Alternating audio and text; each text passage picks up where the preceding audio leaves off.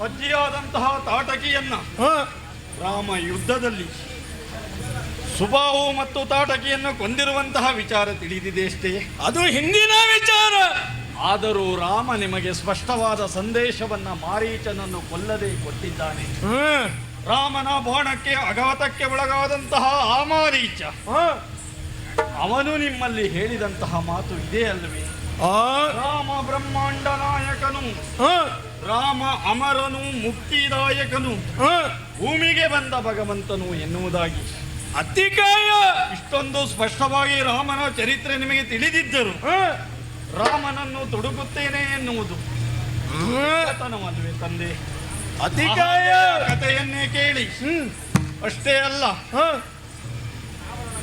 ಜಟಾಯುವ ಮೋಕ್ಷದ ಕಥೆಯನ್ನೇ ಕೇಳಿ ಹ, ಎಲ್ಲ ಕಡೆಯಲ್ಲಿಯೂ ನಮಗೆ ತಿಳಿದು ಬರುವುದು ಹ. ರಾಮ ಶ್ರೇಷ್ಠನು ಎನ್ನುವುದಾಗಿ. ನೀನು ರಾಮ ಶ್ರೇಷ್ಠ ರಾಮ ಎನ್ನುತ್ತೀಯ. ದೇವರು ಎನ್ನುವುದನ್ನ ಹ, ನಾವು ಅರ್ಥ ಮಾಡಿಕೊಳ್ಳಬೇಕಾದಂತಹ ವಿಚಾರವಾಗಿದೆ. ಆ, ಇನ್ನೊಂದು ಸತ್ಯವನ್ನ ನೀವು ಗ್ರಹಿಸಬೇಕು. ಏನು?